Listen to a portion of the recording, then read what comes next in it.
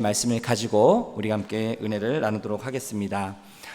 여러분, 하우스와 홈, 이 두 단어의 차이를 아십니까? 하우스와 홈은 둘 다 집이라는 뜻입니다. 우리말로는 집인데 영어로 보면 하우스도 있고 홈도 있어요. 두 개의 단어가 모두 집이란 뜻인데, 그러면 하우스와 홈의 차이가 무엇인가? 자, 쉽게 우리가 이걸 알기 위해서 공식을 제가 하나 준비했습니다. 자, 화면 한번 보여주시기 바랍니다. 자, 홈은 하우스 더하기 이게 될 때 홈이 된다는 겁니다. 자, 힌트를 하나 드리겠습니다. 자, 우리 여기 주변에도 조금 나가보면 그런 게 있는데, 비닐 하우스라고 우리가 말을 하잖아요. 저걸 보고 비닐 하우스다 라고 말을 하지, 이것을 비닐 홈이라고 이야기하지 않지요. 또 우리 대민교회 요 앞에 차도에도 보면 이제 아파트를 분양하기 위해서 이 아파트가 어떠한 집으로 생겼는지 그것을 샘플로 지어진 집이 있어요. 그래서 그것을 뭐라고 부르냐면 모델 하우스라고 부릅니다. 모델 하우스. 그것을 모델 홈이라고 부르지 않지요. 우리가 저걸 보면서 모델 하우스가 있네 이렇게 말을 합니다. 자, 반대로 요즘에 그런 집들이 많이 있는 걸로 알고 있는데요. 집에서 부모님이 자녀를 직접 가르치는 그 교육 방식을 뭐라고 부르냐면 홈스쿨이라고 부릅니다. 그죠? 하우스 스쿨이라고 부르지 않지요. 예. 마찬가지로 여기서 제가 잠깐 힌트를 드렸는데, 자, 여러분 그러면 홈과 하우스의 차이를 좀 알 것 같습니까? 자, 저 가로 안에 들어갈 단어가 뭘까요? 혹시 우리 유치부는 조금 어려울 것 같고, 유년부, 소년부 친구 중에 혹시 저 가로 안에 들어갈 답이 뭔지를 아는 사람? 알지만, 예, 아무도 모릅니까? 뭘 것 같아요? 몰라요? 예. 맞추면 목사님이 선물 주려고 그랬는데. 혹시 이 자리에 있는 우리 친구들 중에 저 가로 안에 들어갈 답이 뭔지를 아는 사람? 정답 뭐예요? 가족? 정답. 와, 박수! 우리 친구 이름이 뭐예요? 네, 아무튼 뭐라고 지금 마스크를 써가지고 그러는데, 우리 전태호 집사님 옆에 있는 친구죠? 네, 끝나고 제가 선물을 줄 테니까 받아가시기 바랍니다. 예, 우리 친구가 얘기한 것처럼 저 가로 안에 들어갈 단어는 가족입니다. 가족. 그러니까 자, 홈과 하우스의 결정적인 차이가 가족이라는 거예요. 자, 가족이 있으면 가족이 있는 집을 홈이라고 부르고, 가족이 없는 집은 하우스라고 부른다는 것이죠. 집의 크기와는 상관없어요. 집이 아무리 작아도 그 집 안에 서로 사랑하고 믿어주는 그런 가족들이 있으면 그 집은 뭐라고 부른다는 거예요? 홈이라고 부른다는 거예요. 사랑하는 엄마 아빠가 있고, 그리고 형 동생 누나가 서로 사랑하고 아끼고 배려해주는 따뜻한 온기가 있는 그 집을 우리는 홈이라고 얘기합니다. 그래서 하우스는 벽돌로 짓지만 홈은 사랑과 믿음으로 지어지는 집이라고 말합니다. 바라기는 이 자리에 있는 우리 모두의 집이, 우리의 가정이 사랑과 믿음으로 지어지는 아름답고 행복한 그런 가정이 될 수 있게 되기를 간절히 소망합니다. 우리 옆에 있는 분들에게 이렇게 한번 축복했으면 좋겠습니다. 사랑과 믿음으로 행복한 집을 지읍시다. 네, 감사합니다. 여러분, 하나님께서 이 땅에 천국을 맛보라고, 나중에 우리가 예수님을 믿고 죽으면 저 하늘나라 우리의 영혼의 고향인 천국에 갑니다. 근데 그건 나중에 우리가 가는 것이고, 하나님께서 지금 우리가 살고 있는 이 땅에서 천국은 이런 곳이다 라고 우리에게 맛볼 수 있도록, 경험할 수 있도록 우리에게 주신 선물이 있어요. 그 두 개의 선물이 있는데, 하나는 교회이고 하나는 가정입니다. 우리는 누구나 다 행복한 그리고 가정을 꿈꾸죠. 천국 같은 가정을 꿈꿉니다. 그리고 그런 가정 생활을 살아가기를 소망하지요. 우리 친구들에게 한번 물어보겠습니다. 집에 가는 게 좋아요, 싫어요? 좋아요, 싫어요? 좋아요. 자, 우리 유치부, 유년부, 소년부 친구들은 집에 가는 게 좋답니다. 자, 아쉽게도 이 자리에 우리 중고등부 청소년들이 없지만 똑같은 질문을 우리 청소년들에게 하면 어떻게 대답을 할까요? 집에 가는 게 좋을까요? 싫을까요? 저기 지금 2명이 대표 선수로 지금 앉아 있는데 저희 딸을 비롯해서 집에 가는 게 좋다라고 얘기합니다. 고맙습니다. 네. 근데 여러분, 똑같은 질문을 할 때 청소년 애들은 조금 우리 어린 친구들하고는 대답이 다른 경우들이 많아요. 집에 가는 게 부담스러운 거예요. 왜? 집에 가면 누가 있어요? 엄마가 뭐 하는데? 엄마가 뭐 하는데? 집에 가자마자 뭐 하는데 엄마가? 문 열고 들어가자마자 우리 친구들은 집에 오자마자 엄마가 안아주고 뽀뽀해주고 이뻐해주고 사랑해주죠?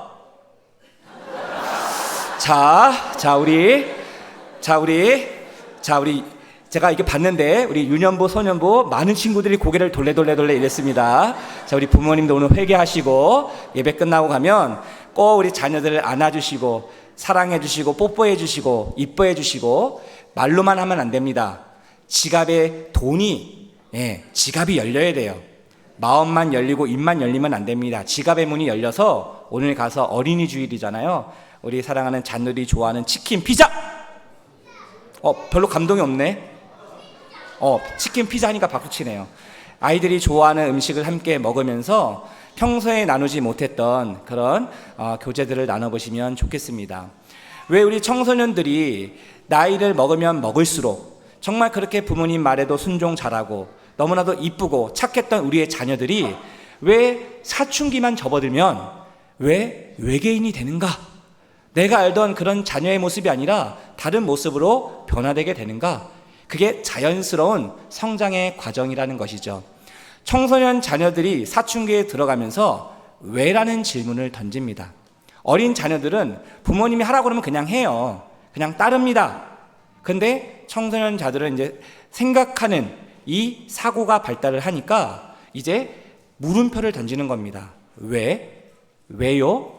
그래서 내가 이해가 되고 납득이 되면 움직이고 행동하지만 그러지 않으면 따르지 않아 합니다.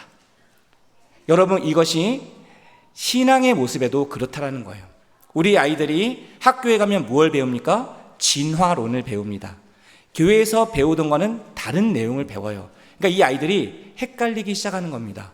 아니, 교회에서는 분명히 하나님께서 천지를 말씀으로 창조하시고 아담과 하와가 우리 인류의 조상이라고 했는데 학교 가니까 뭐라고 얘기하는 거예요? 듣도 보다 못한 오스트랄로피테쿠스, 네안데르탈인, 크로마뇽인, 이것이 우리의 인류의 조상이라는 겁니다. 그러니까 이게 이제 헷갈리기 시작하는 겁니다. 퀘스천을 던지는 거예요. 이렇게 궁금과 질문줄을 던지는 우리 아이들에게 우리 부모님들은 어떻게 해줘야 될까요? 그들에게 궁금한 것들을 이야기해주고 대답해줄 수 있어야 된다는 것이죠. 이것이 오늘 제가 여러분들에게 전하고 싶은 중요한 메시지 중에 하나입니다. 자, 우리가 오늘 이 말씀에 보면 하나님께서는 천국 같은 가정을 세우기 위하여 부모에게 2가지 중요한 역할이 있다라고 오늘 말씀을 통해서 우리에게 말씀하고 있습니다. 그 첫 번째로 부모가 감당해야 될 역할은 무엇인가? 바로 이겁니다. 부모가 자녀를 노엽게 하지 말라는 겁니다. 자, 저를 한번 따라해 주시기 바랍니다. 자녀를 노엽게 하지 말라. 자, 오늘 본문 4절 상반절 말씀인데요. 자, 우리 4절 상반절 말씀을 같이 함께 읽어보겠습니다. 또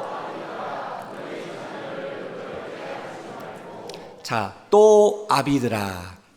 여기서 말하는 아비들이라는 것은 부모를 말하는 겁니다. 자, 부모들에게 하나님이 뭐라고 말씀하셨어요? 자녀들을 어떻게 하지 말라라고요? 노엽게 하지 말라. 자녀들 화나게 만들지 말라라는 거예요. 자녀들 짜증나게 하지 말라라는 거예요. 갑자기 우리 친구도 얼굴 표정이 막 좋아지고 있어. 근데 여러분, 집에 가면 우리의 자녀들을 화나게 만들고 짜증나게 만드는 그런 일들이 많아요. 왜 그렇습니까? 자녀들을 화나게 만드는 그런 것들이 있다라는 겁니다. 자, 부산에 있는 수용로 교회 이규헌 담임 목사님이 쓰신 책 중에 가정을 말하다라는 그런 책이 있는데요. 제가 이 책을 보면서 참 공감이 되고 감명 깊었던 부분들이 있었는데, 그게 무엇이냐면 여기에 보면 자녀를 노엽게 하는 7가지 부모 유형들이 있다는 겁니다. 그러니까 자녀들을 화나게 만드는 부모들의 공통적인 특징들이 있다는 거예요. 그걸 분석을 해보니까 7가지 유형으로 나오더라. 자, 제가 이걸 보면서 제 마음이 많이 찔렸습니다. 왜요? 저도 여기에 해당되는 것들이 있더라고요. 여기 지금 우리 딸이 지금 눈을 크게 뜨고 지금 저를 쳐다보고 있는데 막 되게 긴장이 됩니다. 평소와는 좀 다르게. 왜냐하면 자녀에 대한 이야기를 좀 해야 되다 보니까 부모에 대한 이야기를 하다 보니까 좀 그런데요. 자, 여러분, 제가 핵심적인 내용 7가지, 자녀를 화나게 만드는 7가지 부모의 유형을 제가 말씀드릴 텐데, 과연 나는 이 7가지 유형 중에 몇 가지 해당이 되는가? 여러분들 스스로 한번을 점검해 보시면 좋겠습니다. 자, 첫 번째는 무엇이냐면 지나친 간섭과 강요입니다. 부모가 너무 지나치게 자녀를 간섭하고 강요한다는 거예요. 그러니까 이것은 어디로 가냐면 그 자녀를 너무나 집착하는 겁니다. 그리고 몰아붙이는 거예요. 그러니까 자녀 입장에서 보면은 어떤 거예요? 너무 답답한 겁니다. 화가 치밀어 오는 겁니다. 좀 이게 자유롭게 내버려두면 좋겠는데 계속해서 간섭하고 강요하면서 잔소리하게 되는 거예요. 그러니까 자녀들의 마음속에 화가 치밀어 오르게 된다는 겁니다. 왜 이렇게 되는가? 자녀를 내 소유라고 생각하기 때문에 그런다는 거예요. 내 거라고 생각하기 때문에 그렇다는 거예요. 성경에 보면 우리의 자녀들은 우리 예수 그리스도께서 십자가의 죽으심으로 그 핏값으로 사신 하나님의 형상대로 창조된 하나님의 소유이며 주님의 것이라고 얘기합니다. 그 주님의 것을 부모에게 잠시 맡긴 거예요. 위탁한 거예요. 근데 부모된 입장에서는 뭐예요? 내가 배 아파서 낳고 길렀고 그러다 보니까 이 자녀들을 어떻게 생각하는 거예요? 내 소유라고 생각하는 거예요. 내 거라고 생각하는 거예요. 그러니까 내 마음대로 막 하는 거예요. 그러니까 부모의 지나친 간섭과 강요가 이 자녀들을 힘들게 한다는 겁니다. 자, 두 번째, 무관심입니다. 이거는 1번과 2번이 완전히 반대되는 건데요. 너무 지나친 간섭과 강요도 우리 자녀들이 스트레스를 받고 화나게 하지만 무관심한 거예요. 그냥 방치하는 거예요. 그냥 네 알아서 해라. 내버려 두는 거예요. 근데 이것도 자녀 입장에서 보면 너무나도 섭섭하고 아쉬운 마음이 든다라는 것이죠. 자, 세 번째, 비교하는 겁니다. 비교하는 것. 자, 비교하는 건 뭐냐면 끊임없이 다른 사람들과 함께 비교하는 거예요. 근데 여러분 기억하십시오. 부모님들 기억하십시오. 부모가 내 사랑하는 자녀를 비교하는 순간, 그 순간부터 어떻게 된다는 거예요? 우리의 자녀들의 그 하나님이 우리 자녀에게 주신 독특함이 있어요. 유니크가 있어요. 개성이 있어요. 그 특별함이 사라지게 되는 거예요. 다른 아이와 끊임없이 비교를 하면서 우리 자녀들이 위축된다는 겁니다. 하나님이 우리 자녀들에게 주신 은사와 재능과 달란트가 있어요. 그 자녀에게만 주신 독특한 특별한 개성과 그것이 있는데 비교를 하는 순간 어떻게 되는 거예요? 다 동일화시켜 버리는 겁니다. 그러면 비교하게 되면 어떻게 되는 거예요? 이 자녀가 위축된다는 거예요. 마음이 어려워지게 된다는 것이죠. 주눅이 들고 화가 난다는 겁니다. 자, 네 번째는 뭡니까? 부부간의 불화입니다. 엄마와 아빠가 싸우게 되면 어떻게 돼요? 자녀들이 불안합니다. 자녀의 마음이 정서적인 후유증이 밀려옵니다. 그래서 저도 곰곰이 이번 설교를 준비하면서 이 책을 보면서 보니까 제가 언제 불안하고 언제 두려웠는가를 생각해 보면 제 어린 시절에 보면은 저희 부모님이 싸웠을 때, 와, 그렇게 평소에 사랑이 많고 자애가 넘치시고 교회에서 집사님으로 또 열심히 봉사하고 섬기시고 칭찬받는 집사님인데, 와, 집에 와가지고 저희 부모님이 싸우는 모습을 보니까 제가 충격을 받은 거예요. 그러면서 제 안에 불안함과 두려움이 밀려오기 시작하는 겁니다. 제 안에도 그런 정서적인 어려움과 힘든 시간들을 보냈던 때가 있었다라는 것을 제가 발견하게 돼요. 근데 이것이 뭐예요? 나중에 어른이 돼서도 완전히 사라지는 것이 아니라 불현듯 내 안에 정서적인 그런 후유증과 그런 어려움으로 나타나게 된다라는 겁니다. 자, 다섯 번째. 자, 이것을 제가 이제 주목했는데요. 다섯 번째는 뭐냐면 자녀에 대한 높은 요구입니다. 기대치가 너무 높은 거예요. 그러다 보니까 이제 어떻게 돼요? 너무 무리한 요구를 하는 겁니다. 부모의 기준치가 있으면은 이 기준치를 따라가기 위해서 이 자녀들은 어떻게 되는 거예요? 가랑이가 찢어지는 거예요. 항상 부모의 높은 요구와 기대치를 충족할 수가 없습니다. 그러다 보니까 자녀는 어떻게 돼요?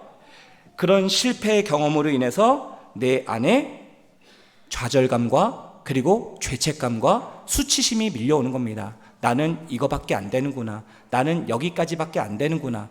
그러면서 스스로 좌절하게 된다라는 거예요. 부모의 기대치가 너무 높으면 그렇게 된다라는 겁니다. 어떻게 보면 자녀는 부모의 욕심과 그 체면 때문에 자신에게 너무나도 무리한 요구를 한다라고 생각할 수 있다는 것이죠. 이런 자녀에 대한 높은 요구, 이것이 자녀로 하여금 화를 돋구게 된다는 겁니다. 자, 6번째, 부모의 엄격함입니다. 숨이 막히는 거예요. 부모님이 너무 엄격해. 그러니까 조금의 실수도 용납되지 않는 겁니다. 그러니까 그 부모님을 볼 때마다 마음이 불안한 거예요. 심장이 벌렁벌렁거리고, 그리고 너무나도 긴장이 되고 너무나도 불안한 겁니다. 오히려 신앙생활을 열심히 하는 가정인데도 그 자녀의 얼굴이 어두워요. 그런 자녀들이 있어요. 교회는 잘 나오는데 어두워. 그런 자녀들이 나중에 어떻게 되는 겁니까? 나중에 이 부모의 엄격함으로부터 튕겨나가게 되면 그 신앙을 거부하는 일이 생길 수 있다는 겁니다. 그리고 마지막 7번째 뭡니까? 언어 폭력입니다. 부모의 말 한마디가 자녀에게 비수가 되어서 이것이 상처가 되고 쓴뿌리가 되어서 어른이 돼서도 이것이 악영향을 미치는 겁니다. 그래서 우리 부모들은 기억해야 됩니다. 자녀들에게 화풀이하고 분풀이하면 안 된다라는 것이죠. 저도 때로는 인간인지라 뚜껑이 열릴 때가 있습니다. 저라도 뚜껑이 열릴 때가 있어요. 뚜껑이 열리면 어떻게 됩니까? 뚜껑을 빨리 닫아야 돼요. 뚜껑을 닫아야 돼. 뚜껑이 열린 상태에서 말을 하기 시작하잖아요. 좋은 말이 나올 수가 없습니다. 험한 말이 나올 수밖에 없습니다. 상처 주는 말, 정죄하는 말, 비난하는 말 나올 수밖에 없어요. 저도 그래요. 그러니까 뚜껑이 열렸다고 생각되면 얼른 뚜껑을 닫고, 그리고 어떻게 돼요? 차라리 다른 곳으로 피하든지 그 자리를 벗어나든지 말을 하지 않는 게 좋다라는 겁니다.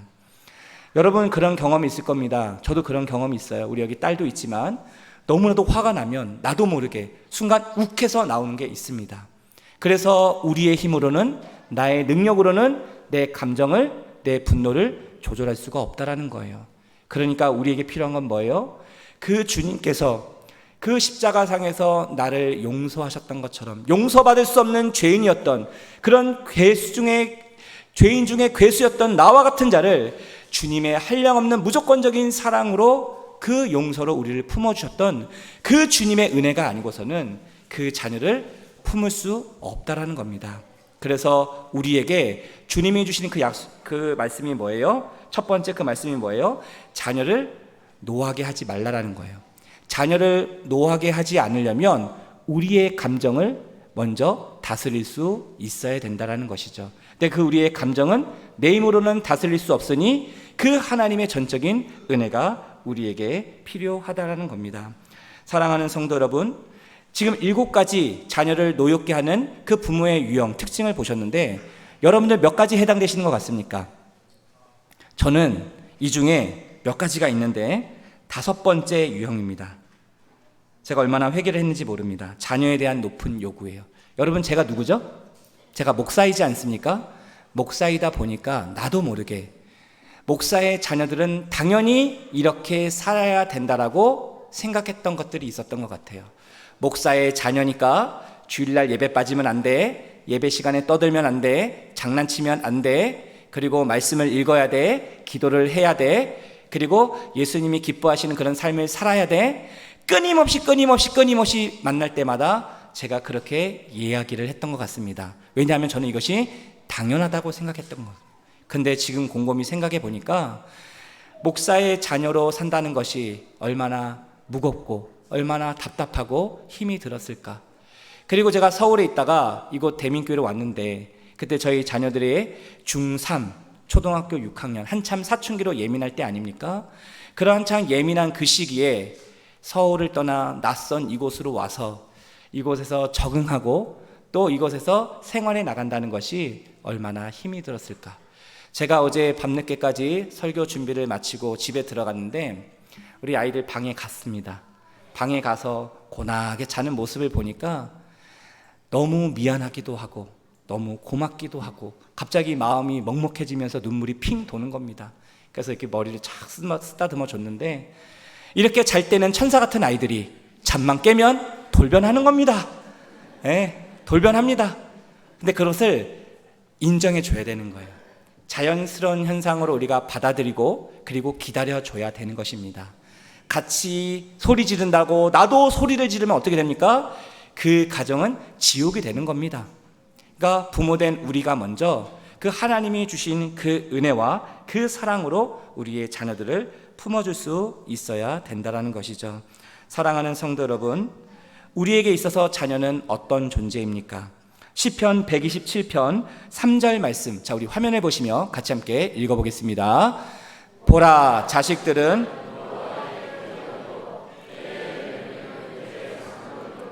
아멘. 자식들은 여호와의 기업이요. 기업은 선물이라는 겁니다.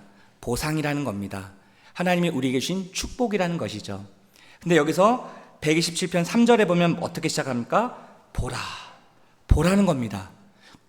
하나님이 우리에게 기업으로, 선물로, 축복으로, 상급으로 주신 그 자녀들을 보라는 거예요.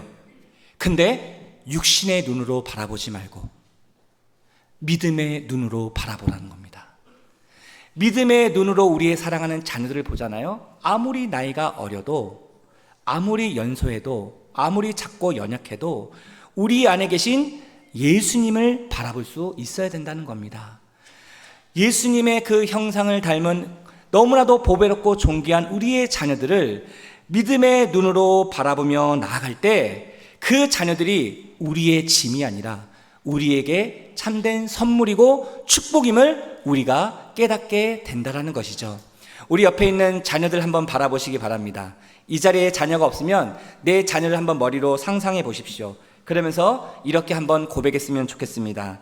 사랑하는 내 자녀는, 한번 저를 따라해 주세요. 사랑하는 내 자녀는 하나님의 선물입니다.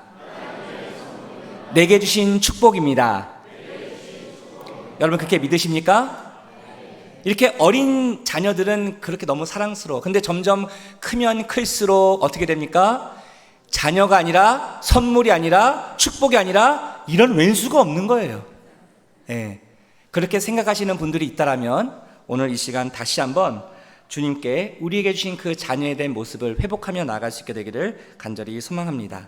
자, 두 번째로 천국과 같은 행복한 가정을 세우기 위해서 하나님께서 부모된 우리에게 주신 역할, 두 번째 역할은 무엇인가? 자, 부모는 주의 교훈과 훈계로 자녀를 양육해야 한다는 겁니다. 저를 한번 따라해 주시기 바랍니다. 주의 교훈과 훈계로 양육하라. 저는 본문 4절 하반절 말씀을 같이 함께 읽어보겠습니다. 오직 주의 교훈과 훈계로 양육하라. 아멘. 앞서 자녀를 노엽게 하지 말라라고 했던 사도 바울은 이제 부모된 자들에게 주의 교훈과 훈계로 양육해라. 다시 말하면 주님의 말씀과 가르침으로 자녀들을 양육해라. 양육한다라는 것은 성숙하게 키운다라는 뜻이 있습니다. 하나님이 잠시 나에게 맡겨주신 그 자녀들을 사랑으로 돌보고 살피며 건강하게 자라갈 수 있도록 어떻게 하라는 거예요? 키워나가라는 것이죠. 내 기준, 내 경험, 내 판단, 내 욕심을 내려놓고 부모의 방식이 아닌, 세상의 방식이 아닌 주님의 방식으로, 주님의 뜻대로 그 자녀들을 양육하라는 겁니다. 그럼 왜 주의 교훈과 훈계로 양육하는 것이 왜 중요한가? 자, 이것에 대해서 잠언 22장 6절 말씀에 보면 솔로몬이 자녀 신앙 교육에 있어서 중요한 지침이 되는 것을 우리에게 말씀하고 있습니다. 이 땅에 부모된 자들이라면 당연히 이 말씀을 마음에 품고 기도하고 이렇게 살아가야 된다는 말씀인데요. 우리 잠언 22장 6절 말씀을 우리 같이 함께 읽어보도록 하겠습니다. 마땅히 행할 길을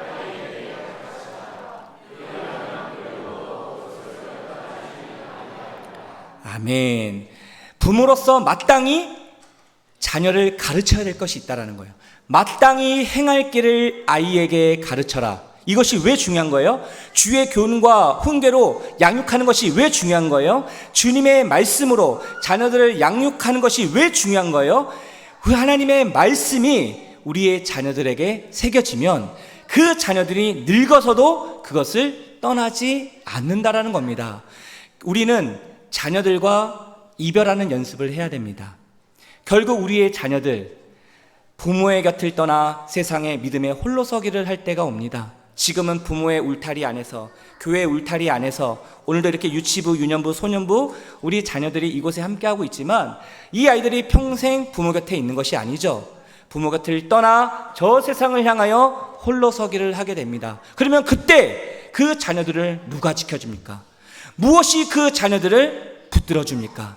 바로 부모가 마땅히 행할 길, 마땅히 행할 그 예수 그리스도의 놀라운 그 하나님의 사랑과 그 은혜를 자녀들에게 가르치고 마음에 새겨줄 때 그 하나님의 말씀의 능력이 자녀들 마음 가운데 새겨져 그 자녀들의 모든 인생의 삶을 이끌어가게 한다는 겁니다. 그래서 부모된 우리가 해야 될 중요한 것, 그것은 무엇입니까? 우리의 유일한 구원의 길이요, 참된 진리요, 영원한 생명 되신 예수 그리스도를 따르는 그 믿음의 길을 보여주는 겁니다. 부모가 먼저 그 모습을 보여주는 거예요. 왜요? 삶으로 가르치는 것만 우리의 자녀들에게 남기 때문에 그렇습니다. 저도 지금 생각해 보면 저희 어머님의 그 기도하는 손길, 늘 항상 새벽을 깨우고 밤이며 낮이며 늘 자녀들을 위하여, 가족들을 위하여 기도하셨던 그 부모님의 기도의 모습이 생각이 납니다. 지금도 그 부모님이 기도하셨던 그 모습, 헌신적으로 아낌없이 그 모든 사랑을 베풀어 주셨던 그 부모님의 사랑이 어떻게 보면 지금 제가 이 자리에 있게 되는데 큰 원동력이 되었다라는 것이죠. 아마 여러분들도 부모님을 생각해 보면 나를 위해서, 우리의 가정을 위해서 헌신적으로 희생하시고 사랑해 주셨던 그 부모님의 모습을 기억할 겁니다. 그리고 그 부모님이 믿었던 그 예수 그리스도 놀라운 하나님의 은혜, 그 믿음의 유산을 우리에게 물려주셔서 그것으로 하여금 우리가 이 땅을 살아가는데 큰 동력이 되고 힘이 된다는 사실을 여러분 알고 계실 겁니다. 여러분, 우리 사랑하는 자녀들에게 무엇을 물려주시기 원합니까? 귀한 믿음의 유산을 전해줄 수 있는 우리 모든 대민공동체 권속들이 될 수 있게 되기를 간절히 소망합니다. 자, 그래서 여러분 성경에 보면 모세와 사무엘, 어린 시절 그 어머님의 사랑의 돌봄, 그리고 자녀 신앙 교육을 받았던 자들입니다. 이들이 잠깐 그 어머님의 교육을 받았어요. 양육을 받았어요. 사랑의 돌봄을 받았어요. 하지만 모세도 그렇고 사무엘도 그렇고 어떻게 됩니까? 부모랑 떨어져 있던 시간이 길었지만 어린 시절 부모님이 자기에게 심겨주었던 그 놀라운 하나님의 사랑이 그들의 인생의 삶을 이끌어가게 했다라는 거예요. 그리고 때가 되어 하나님께서 이들을 통해서 그 민족을 구원하는 하나님의 놀라운 지도자로 이들을 들어 사용하여 주셨다라는 겁니다. 바라기는 우리의 사랑하는 자녀들이 이 시대의 다니엘처럼 뜻을 정하고 요셉처럼 꿈을 꾸고 다윗처럼 하나님의 마음에 합한 자들이 될 수 있게 되기를 간절히 소망합니다. 그리고 이 어두운 이 시대 가운데 하늘의 별과 같이 반짝반짝 빛나는 에스더처럼 죽으면 죽으리라 여호수아에게 줬던 강하고 담대한 믿음을 가지고 하나님 나라의 귀한 믿음의 주역들로 쓰임받을 수 있는 귀한 자녀들이 될 수 있게 되기를 간절히 소망합니다. 그러기 위해서는 부모된 우리가 그 자녀들에게 무엇을 물려줘야 되는 거예요? 그 믿음의 유산을 물려줘야 된다는 것이죠. 사랑하는 성도 여러분, 이런 말이 있습니다. 아이들은 부모의 등을 보고 자란다. 그리고 자녀는 부모의 거울이다. 그 자녀들이 부모가 걸어가는 그 등을 바라보면서 따라간다는 것이죠. 부모를 닮아 간다라는 겁니다. 그 세월의 긴 흔적만큼 나도 모르게 그 부모님의 모습이 내 삶 가운데 담겨 있다라는 것이죠. 그래서 그 부모를 보면, 그 자녀를 보면 그 부모의 모습이 보이게 된다는 것이죠. 주님께서 그 십자가상에서 그 십자가를 짊어지고 올라가는 그 길에 그 주님을 바라보고 울며 통곡하는 그 많은 여인들을 향해서 이렇게 말씀하셨습니다. 너희와 너희 자녀를 위하여 울라. 너희를 위해서 먼저 울라라는 거예요. 부모가 먼저 내 자신을 위해서 울 수 있어야 돼요. 나의 연약함 때문에, 나의 부족함 때문에, 나의 허물 많은 이 모습 때문에 내 자신을 놓고 울며 통곡하고 주님 앞에 기도할 수 있어야 됩니다. 내가 진심으로 내 자신을 위해서 나의 죄인된 모습을 주님 앞에 회개하며 통곡하며 기도하며, 하나님, 나는 주님의 은혜가 없이는 나는 살 수 없는 죄인입니다. 주님의 은혜를 베풀어 주십시오. 주님 앞에 간절히 눈물로 기도하는 자가 그 자녀를 위해서도 울며 기도할 수 있다는 것이죠. 바라기는 우리 모두가 나를 위해서 그 십자가에 달리신 그 주님의 사랑과 그 용서, 그 하나님의 은혜를 내가 먼저 경험하고 그 받은 은혜를 우리의 사랑하는 자녀들에게 흘려보낼 때 우리의 가정이 천국과 같은 하나님의 나라가, 그 가정이 이루어지게 될 줄로 믿습니다. 이 귀한 일 가운데 우리 모두가 귀하게 쓰임받으며 나아갈 수 있는 우리 모든 대민교회 공동체, 우리의 가정들 될 수 있게 되기를 주님의 이름으로 축복합니다. 기도하겠습니다.